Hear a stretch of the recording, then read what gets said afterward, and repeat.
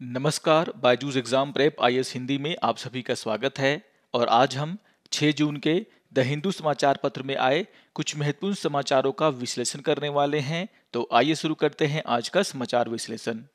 सबसे पहले ये जान लेते हैं कि आज के सत्र में हम किन किन विषयों पर चर्चा करने वाले हैं। सबसे पहले नदियों में जो प्रदूषण फैल रहा है उसको आधार बना करके जो न्यूज़ आया है हम उसकी यहाँ पे चर्चा करने वाले हैं। लोकतंत्र को मजबूत करने के लिए लोगों के बीच में विचार विमर्श कितना महत्वपूर्ण है, इसको आधार बना करके जो एडिटोरियल आया है हम उसको यहाँ पर समझने का प्रयास करेंगे।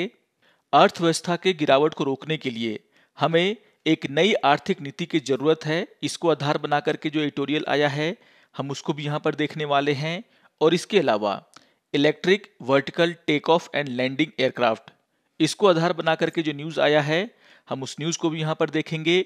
और सबसे अंतिम में इन विषयों पर आधारित मुख्य परीक्षा के अभ्यास प्रश्नों पर हम चर्चा करने वाले हैं। तो आइए शुरू करते हैं आज के इस सत्र को। आज के पेपर के पेज नंबर 12 पर एक बहुत ही इंपॉर्टेंट न्यूज़ आया जिसका शीर्षक है रिवर फेसिंग हेवी पोल्यूशन, और ये टॉपिक समान अध्ययन 3 पर्यावरण से जुड़ा हुआ है। आपको ध्यान में रखना है कि एक एनजीओ जिसका नाम centre for science and environment है उसके द्वारा अपना एक रिपोर्ट साझा किया गया है और उस रिपोर्ट का नाम है स्टेट ऑफ एनवायरनमेंट रिपोर्ट 2022। और इस रिपोर्ट में यह बात कही गई है कि भारत में हर 4 नदी में से 3 नदी प्रदूषित है और इन नदियों के पानी में सीसा, लोहा, निकेल, कैडमियम, आर्सेनिक, क्रोमियम और तांबे जैसी भारी जहरीली धातुएं मिली हैं। यानी कि इन धातुओं का जो स्तर है इनके पानियों में वो खतरनाक स्तर से ऊपर है। तो यहाँ पर आपको ध्यान में रखना है कि इस रिपोर्ट में साफ साफ कहा गया है कि भारत में बहने वाली हर 4 नदी में से 3 नदी में जो प्रदूषण का स्तर है वो काफी ऊपर है। इस रिपोर्ट में यह भी कहा गया है कि गंगा के जो 33 निगरानी स्टेशन बनाए गए थे जो कि यह देखते हैं कि गंगा के पानी में कितना प्रदूषण है, इन स्टेशनों में से जो 10 स्टेशन ऐसे हैं वहां पर जो गंगा के पानी में प्रदूषण का स्तर है वो काफी अधिक है। एनजीओ का ये कहना है कि इन 10 जगहों पर गंगा के पानी में सीसा, लोहा, निकेल, कैडमियम और आर्सेनिक का जो स्तर है वो काफी ऊपर है। आपको ध्यान में रखना है कि भारत के जो 28 राज्य हैं उनमें 764 नदी गुणवत्ता निगरानी केंद्र हैं। यानी कि इनका काम ये है कि नदियों के पानी की जो गुणवत्ता है उनकी ये निगरानी करते हैं, उनमें प्रदूषण का जो स्तर है उनको ये मापते रहते हैं। और केंद्रीय जल आयोग के द्वारा अगस्त 2018 से लेकर के दिसंबर 2020 के बीच में इन सभी निगरानी केंद्रों में से 688 निगरानी केंद्रों पर पानी के नमूनों का परीक्षण किया गया था ताकि यह पता चल सके कि इन नदियों के पानी में भारी धातुओं की मात्रा कितनी है। यहां पर नदियों के पानी में प्रदूषण की मात्रा को जांचने के लिए 588 जल गुणवत्ता स्टेशनों का भी सर्वे किया गया था, जिसमें यह पाया गया कि इन 588 जल गुणवत्ता स्टेशनों में से 239 स्टेशन ऐसे हैं जहां पर पानी में कोलिफॉर्म और जैव रासायनिक ऑक्सीजन यानी कि बायोकेमिकल ऑक्सीजन डिमांड की मांग अधिक थी। और आप सभी जानते हैं कि अगर इनका स्तर ऊपर होता है इसका मतलब है कि उद्योगों से, घरों से जो गंदा पानी है वह सीधे नदियों में गिराया जा रहा है। यह इस बात को साफ साफ बताता है कि हमारे देश में अपशिष्ट जल यानी कि खराब जल को उपचार करने वाले जो केंद्र हैं उनकी संख्या कितनी कम है। यहाँ पर आपको ध्यान में रखना है कि भारत अपना 72% सीवेज बिना ट्रीटमेंट के डंप कर देता है। यानी कि हमारे देश में जितना भी खराब पानी घरों से, उद्योगों से निकलता है उसका 72% हम बिना ट्रीटमेंट किए, बिना उसको साफ किए नदियों में बहा देते हैं। और जिसके कारण ही हमारे नदियों का जो जल है वह खतरनाक स्तर से प्रदूषित होता जा रहा है। यहाँ पर इस बात की भी जानकारी दी गई है कि केंद्रीय प्रदूषण नियंत्रण बोर्ड के अनुसार 10 राज्य ऐसे हैं जहां पर गंदे पानी का बिल्कुल भी उपचार नहीं किया जाता। तो यहाँ पर ये जो डेटा है वो आपके लिए बहुत ही महत्वपूर्ण है इस बात को समझने के लिए कि आखिर वे क्या कारण है कि हमारे देश की जो नदियां हैं वो बहुत ही तेजी से गंदी होती जा रही हैं, उसके कारणों का पता करने के लिए आपको ये जानना बहुत ही जरूरी है। जिसमें सबसे बड़ा कारण है वो ये है कि हमारे घरों से, उद्योगों से, खेतों से जो गंदा जल नदियों में बहा जाता है, उसमें से 72% तक बिना ट्रीटमेंट किए हुए बहा दिया जाता है। इसी रिपोर्ट में तटीय कटाव की भी चर्चा की गई है, जिसमें यह कहा गया है कि भारत का जो 1/3 से अधिक तट रेखा है, उसमें 1990 से 2018 के बीच में तटीय कटाव देखा गया है। और यहां पर इस बात की भी जानकारी दी गई है कि पश्चिम बंगाल में जितने भी तटरेखा है, उन तटरेखाओं में 60% से ज्यादा जो तटरेखा है उसमें कटाव देखने को मिला है। यानी कि पश्चिम बंगाल इससे बहुत ही ज्यादा बुरी तरीके से प्रभावित है। यहां पर यह जानकारी दी गई है कि जिस तरीके से बार बार चक्रवात आ रहे हैं, समुद्र के स्तर में वृद्धि हो रहा है, बंदरगाह बनाए जा रहे हैं, समुद्री तट पर खनन हो रहा है, बांधों का निर्माण हो रहा है, उसके कारण तटीय कटाव की घटनाएं बढ़ी हैं। तो यहां पर आपको यह भी ध्यान में रखना है कि आखिर हमारे देश में जो तटीय कटाव हो रहा है उसके क्या कारण हैं। यहां पर महासागर स्वास्थ्य सूचकांक यानी कि ओशियन हेल्थ इंडेक्स का भी चर्चा किया गया है, जिसमें यह कहा गया है कि अगर हम पूरे वैश्विक स्तर पर देखें तो 2012 से 2021 के बीच में जो वैश्विक औसत है उसमें सुधार हुआ है। आपको ध्यान में रखना है कि जो ओशियन हेल्थ इंडेक्स है वह इस बात को मापता है कि मनुष्य के द्वारा समुद्री संसाधनों का उपयोग किस तरीके से किया जा रहा है। और यहां पर ये जो इंडेक्स है वो ये कहता है कि 2012 से 2021 के बीच में अगर हम पूरी दुनिया की बात करें तो यहां पर ओशियन हेल्थ इंडेक्स में कुछ सुधार हुआ है। लेकिन वहीं अगर हम भारत की बात करें तो इस अवधि के दौरान भारत का जो स्कोर है उसमें गिरावट आई है। यानी कि एक ओर जहां दुनिया के देश अपने समुद्री संसाधनों को बचा कर रख रहे हैं, उसका उपयोग सीमित तरीके से कर रहे हैं, वहीं भारत की अगर हम बात करें तो भारत के द्वारा समुद्री संसाधनों का दोहन बहुत ही बड़े पैमाने पर किया जा रहा है। भारी मात्रा में जो कचरा है वह हम समुद्रों में डाल रहे हैं, जिसके कारण इस सूचकांक में भारत के स्कोर में कमी आई है। तो ये बहुत ही महत्वपूर्ण बातें हैं जिसको कि आपको ध्यान में रखना है। यहां पर वनों को लेकर के भी चर्चा की गई है और कहा गया है कि 2017 से 2021 के बीच में भारत में जो कुल वन क्षेत्र है उसमें मात्र 0.5% की वृद्धि दर्ज की गई है। हालांकि यह जो वृद्धि है उसमें सबसे ज्यादा वृद्धि खुले वन क्षेत्रों में हुई है। यानी कि जो वाणिज्यिक तरीके से हम वृक्षारोपण करते हैं, मान लीजिए आप रबड़ की खेती कर रहे हैं या फिर वैसे पेड़ों को लगा रहे हैं जिनको आप आगे चल करके काट के बेच देते हैं, जिसे हम बोलते हैं वाणिज्यिक वृक्षारोपण, उसका डेटा भी इसमें शामिल है। यानी कि यहां पर यह कहा गया है कि भारत के कुल वन क्षेत्र में जो वृद्धि हुआ है 0.5% का, उसमें जो अधिकांश वृद्धि है वह खुले वन क्षेत्र में हुआ है। अगर हम बहुत ही घने जंगल की बात करें, जो कि हमारे लिए बहुत ही महत्वपूर्ण है क्योंकि वे वायुमंडल से सबसे ज्यादा कार्बन डाइऑक्साइड को अवशोषित करते हैं, तो यहां पर भारत में जो घने जंगलों का आवरण है, जो कवर है, वो मात्र 3% ही है, जो कि बहुत ही महत्वपूर्ण हो जाता है। यहां पर यह बताया गया है कि भारत में 77.53 मिलियन हेक्टेयर वन क्षेत्र है, लेकिन जो दर्ज वन है यानी कि जिनके बारे में वन विभाग को पता है, उनका जो क्षेत्र है वह केवल 51.66 मिलियन है। यानी कि 25.87 मिलियन हेक्टेयर जो वन क्षेत्र है, जिसको अगर हम आकार में देखें तो यूपी से बड़ा हो जाता है, वो उसके बारे में कोई भी जानकारी नहीं है। तो इस रिपोर्ट में भारत में जो नदियों की स्थिति है, वहां पर जो प्रदूषण फैल रहा है उसके बारे में चर्चा किया गया है, किस तरीके से तटीय कटाव हो रहा है भारत में उसको लेकर के डेटा दिया गया है, और वनों को लेकर के भी बहुत ही महत्वपूर्ण बातें कही गई हैं जो कि आपके एग्जाम के लिए बहुत ही महत्वपूर्ण है। तो इसको आप लोग जरूर ध्यान से पढ़ेंगे, सारे डेटा को आपको नोट डाउन कर लेना है।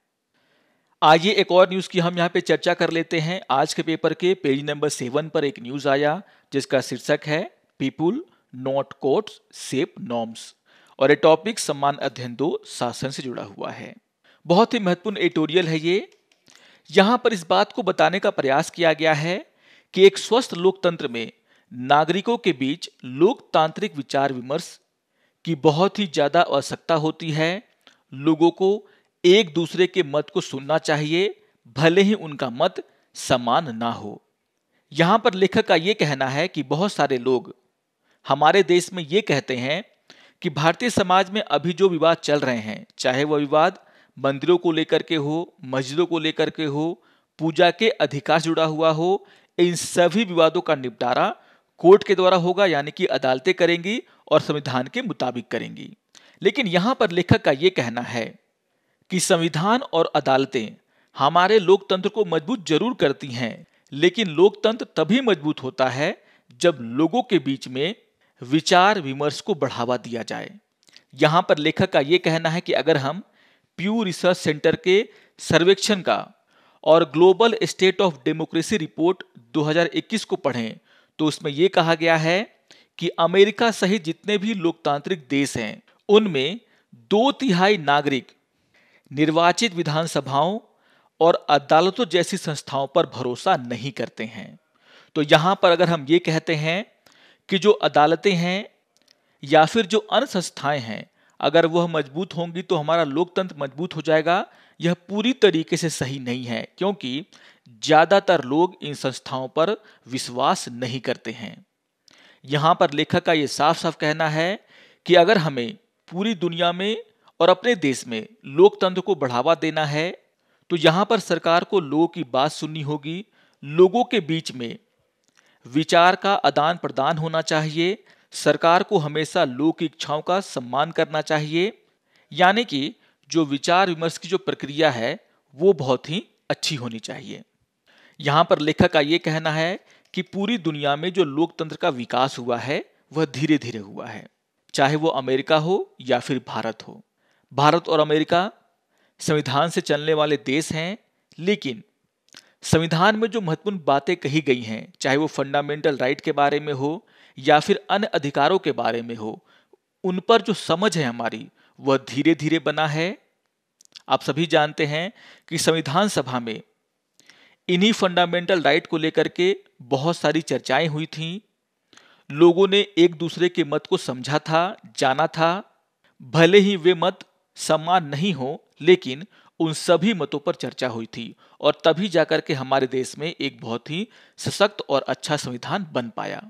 यहां पर लेखक का यह कहना है कि संविधान उन संस्थाओं को परिभाषित करता है जो लोकतंत्र को बनाए रखने के लिए आवश्यक हैं, और इनमें जो सबसे महत्वपूर्ण संस्थाएं हैं वे हैं संसद और अदालतें।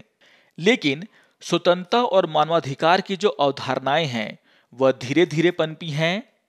यहां पर अमेरिका का एग्जाम्पल दिया गया है कि 1787 में अमेरिकी संविधान में सभी नागरिकों को समान अधिकार नहीं दिए गए थे। वहां पर महिलाओं को, काले लोगों को ये जो अधिकार हैं वह बाद में दिए गए। पूरी दुनिया में पुरुष और महिलाओं के बीच में जो समानता का व्यवहार है वो भी धीरे धीरे पनपा, यानी कि जब लोगों के बीच में विचार का आदान प्रदान हुआ, जब लोगों ने एक दूसरे की बातों को सुना, एक दूसरे की समस्याओं को समझा, तब जाकर के हमारी पूरी दुनिया में स्वतंत्रता और मानवाधिकार जैसी जो अवधारणाएं हैं वो पनपी। जाति के नाम पर, धर्म के नाम पर लोगों के बीच में भेदभाव करना यह गलत है। ये सारे विचार धीरे धीरे पनपे हैं। यानी कि लेखक का यह कहना है कि अगर हमें लोकतांत्रिक शासन को मजबूत करना है तो सरकारों के द्वारा लोगों की बातों को लगातार सुनना चाहिए और लोगों के बीच में विचार विमर्श को बढ़ावा देना चाहिए। हालांकि यहां पर लेखक का यह भी कहना है कि लोकतंत्र की रक्षा करने के लिए जो हमारी संस्थाएं हैं वे भी मजबूत होनी चाहिए, लेकिन सिर्फ वोट डालना, अदालतों में जाकर के अपने केस को फाइल कर देना, यह जो है लोकतंत्र नहीं है। यहां पर नोबेल पुरस्कार विजेता डगलस नॉर्थ की बातों को समझाया गया है, जिसमें उन्होंने ये कहा था कि जो संस्थाएं हैं वह केवल संवैधानिक रूप से डिजाइन किए गए संगठन नहीं हैं, बल्कि ये जो संस्थाएं हैं वह मूल रूप से लोगों की भावना को सामने रखते हैं और इसीलिए कोई कोर्ट या फिर कोई संसद लोकतंत्र को मजबूत नहीं करता, बल्कि वहां पर जो लोग रहते हैं वे लोकतंत्र को मजबूत करते हैं। यानी कि हम जिन मानदंडों की बात करते हैं वह मानदंड समाज तय करता है, लोग तय करता है, अदालत तय नहीं करते हैं। यहाँ पर लेखक का ये साफ साफ कहना है कि जो भी विवाद अभी हमारे देश में चल रहे हैं, भले ही वह अदालत के पास हों, अदालत संविधान और कानून के तहत उन पर फैसला लेगा, लेकिन जब समाज के लोगों के बीच में इन सभी विवादों को लेकर के विचार विमर्श होगा, जब समाज के लोग एक दूसरे की बातों को समझेंगे, समस्याओं को समझेंगे और उसके बाद जो हल निकलेगा वह हल अस्थाई होगा, सभी लोग उसको मानेंगे। यहाँ पर लेखक का ये साफ साफ कहना है कि किसी मुद्दे पर लोगों के विचार अलग अलग हो सकते हैं, वे विभिन्न धर्मों को पालन करने वाले हो सकते हैं, उनका अलग अलग इतिहास हो सकता है, लेकिन लोगों को एक दूसरे की बात सुननी चाहिए और एक साथ लोकतांत्रिक तरीके से रहना सीखना चाहिए, तभी जाकर के किसी भी देश में लोकतंत्र मजबूत होता है। तो बहुत ही महत्वपूर्ण बातें यहाँ पर लेखक के द्वारा इस एडिटोरियल में समझाई गई हैं, कही गई हैं और मूलतः यहाँ पर लेखक का ये साफ साफ कहना है कि चाहे संविधान हो, संवैधानिक संस्थाएं हों या फिर अदालत क्यों ना हो, ये सभी लोकतंत्र की रक्षा के लिए जरूर बने हैं, लेकिन किसी भी देश में अगर लोकतंत्र को बढ़ावा देना है, उसकी रक्षा करनी है, उसे मजबूत करना है, तो यह काम वहां के लोगों के बीच में विचार विमर्श को बढ़ावा देकर के किया जाता है, क्योंकि जब तक विचार विमर्श नहीं होगा तब तक सही और गलत का पता नहीं चलता। आइए एक और न्यूज की हम यहाँ पे चर्चा कर लेते हैं। आज के पेपर के पेज नंबर 6 पर एक एडिटोरियल आया जिसका शीर्षक है Modinomics and the long distance to the finish line और ये टॉपिक समान अध्ययन 3 आर्थिक विकास से जुड़ा हुआ है। जैसा कि आप सभी जानते हैं कि हमारे देश में जो जीडीपी की रफ्तार है वो धीमी हो रही है, जो हमारा ग्रोथ रेट है वो धीमा हो रहा है और इसी को लेकर के यहाँ पर लेखक यानी कि सुब्रमण्यम स्वामी के द्वारा बहुत सारी चिंताएं जाहिर की गई हैं। जैसा कि आप सभी जानते हैं कि 31 मई 2022 को एनएसओ के द्वारा 2021-22 की जो चौथी तिमाही है उस दौरान जो जीडीपी है उसके वृद्धि दर का आंकड़ा सामने रखा गया और इस तिमाही में जो वृद्धि दर है वो मात्र 4.1% रहा है। और इसको देखते हुए लेखक के द्वारा ये कहा गया है कि 2016 के बाद से ही हमारे देश में जो आर्थिक वृद्धि की रफ्तार है वह कम हो रही है और इसको देखते हुए अब ये समय आ गया है कि सरकार को एक नई आर्थिक नीति बनानी चाहिए। आप देख सकते हैं, अगर हम जीडीपी के ग्रोथ रेट को देखें तो आप यहां पर देखेंगे कि लगातार 2016 के बाद से जो हमारी जीडीपी है उसमें गिरावट देखने को मिल रहा है और इसी को ध्यान में रखते हुए लेखक के द्वारा यह साफ साफ कहा गया है कि अगर हमें भारतीय अर्थव्यवस्था को बचाना है, जो हमारा ग्रोथ रेट है उसको फिर से ऊंचा करना है, तो सरकार को एक नई आर्थिक नीति लेकर के आना पड़ेगा जो कि स्पष्ट हो, जो स्पष्ट रूप से ये बताए कि आखिर सरकार का उद्देश्य क्या है, वह किन लक्ष्यों को प्राप्त करना चाहती है, उनकी प्राथमिकताएं क्या हैं, लक्ष्यों को प्राप्त करने के लिए उनकी रणनीति क्या है, किस तरीके से, कितने पारदर्शी तरीके से सरकार संसाधन जुटाने के लिए काम करेगी। यानी कि यहां पर सरकार को इन सभी बातों को स्पष्ट करते हुए एक नई आर्थिक नीति की घोषणा करनी चाहिए। लेकिन यहां पर लेखक का यह साफ साफ कहना है कि जो आर्थिक नीति होगी वह स्पष्ट होनी चाहिए। सरकार को जनता को यह बताना चाहिए कि आखिर उनका उद्देश्य और उनका लक्ष्य क्या है। यहां पर लेखक का यह कहना है कि प्रत्येक राष्ट्र में लोकतंत्र के 4 स्तंभ होते हैं। पहला है चुनावी वैधता यानी कि इलेक्टोरल लेजिटिमेसी, दूसरा है संवैधानिक सुरक्षा उपाय यानी कि कॉन्स्टिट्यूशनल सेफगार्ड, तीसरा है कार्यात्मक रूप से स्वतंत्र संस्थान यानी कि फंक्शनली इंडिपेंडेंट इंस्टीट्यूशन और चौथा है अंतर्निहित जवाबदेही यानी कि एम्बेडेड अकाउंटेबिलिटी। तो बहुत ही महत्वपूर्ण बात यहाँ पर कही गई है लेखक के द्वारा, और यहाँ पर सुब्रमण्यम स्वामी का ये कहना है कि लोकतंत्र को मजबूत करने के लिए सरकार को इन चारों पर ध्यान देने की जरूरत है। और अगर हम अर्थव्यवस्था की बात करें तो लेखक का यह कहना है कि बाजार और लोकतंत्र के बीच हमेशा से एक संघर्ष रहता है, जिसे कि सरकार के द्वारा हल करने की आवश्यकता है। यहां पर लेखक का यह कहना है कि जब भी हमारे देश में चुनाव होते हैं तो उस समय गरीब और कम पढ़े लिखे लोगों के द्वारा इसमें बढ़ चढ़ करके हिस्सा लिया जाता है, लेकिन उनके द्वारा दिए गए वोट से जब सरकार बनती है तो यहां पर सरकार के द्वारा ऐसे नियम और ऐसी योजनाएं लाई जाती हैं जिससे कि अमीरों को फायदा होता है, उन गरीबों को फायदा नहीं होता है। तो यहां पर लेखक का यह साफ साफ कहना है कि जिनका वोट पा करके इन पार्टियों के द्वारा अपनी सरकार बनाई जाती हैं, उन पार्टियों को यह ध्यान में रखना चाहिए कि सरकार बनने के बाद उनके जो निर्णय हैं, उनके जो कार्यक्रम हों, वह गरीबों के लिए हो, ना कि कुछ अमीरों के लिए, जो कि बहुत ही महत्वपूर्ण बात यहां पर लेखक के द्वारा कहा गया है। यहां पर लेखक का यह कहना है कि बाजार में ढील की जरूरत है, लेकिन ढील का मतलब यह नहीं है कि सरकार जो है गरीबों के लिए कुछ ना करे। यहां पर जरूरत पड़ने पर सरकार को सकारात्मक कार्रवाई करने की आवश्यकता है, बाजार की विफलता को दूर करने की आवश्यकता होती है सरकार के द्वारा, और लोगों को एक समान अवसर कैसे मिले इसकी जिम्मेदारी भी सरकार की होती है। यानी कि सरकार को यह कहकर कि सरकार के द्वारा बाजार में ढील दिया जा रहा है ताकि बिजनेस आगे बढ़ सके, इसका बहाना बना करके सरकारें जो हैं अपनी जो जिम्मेदारियां हैं उससे बच नहीं सकती। कहने का आशय यह है कि सरकारों को सरकार बनने के बाद गरीबों के उत्थान के लिए योजनाएं चलाई जानी चाहिए। जो छोटे उद्योग हैं उन्हें कैसे बचाया जाए उसको लेकर के काम करना चाहिए। हमारे देश में किस तरीके से ऐसा माहौल बने कि सभी लोगों को काम करने के अवसर प्राप्त हों, उसको लेकर के काम करना चाहिए। तो बहुत ही इंपॉर्टेंट एडिटोरियल है ये, इसको भी आप लोग जरूर ध्यान से पढ़ेंगे। आइए एक और न्यूज की हम यहाँ पे चर्चा कर लेते हैं। आज के पेपर के पेज नंबर 8 पर एक न्यूज आया जिसका शीर्षक है द स्टेटस ऑफ EVTOL, और ये टॉपिक समान अध्ययन 3 प्रौद्योगिकी से जुड़ा हुआ है।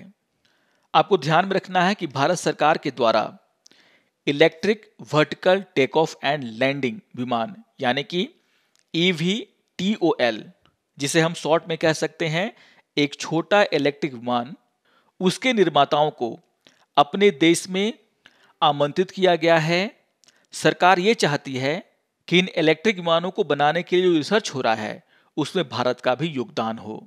आपको ध्यान में रखना है कि भारत सरकार के द्वारा अपने देश में इन छोटे इलेक्ट्रिक विमानों को बनाने वाली या फिर जो कंपनियां इस पर रिसर्च कर रही हैं उन कंपनियों को अपने यहां निवेश के लिए आमंत्रित किया गया है।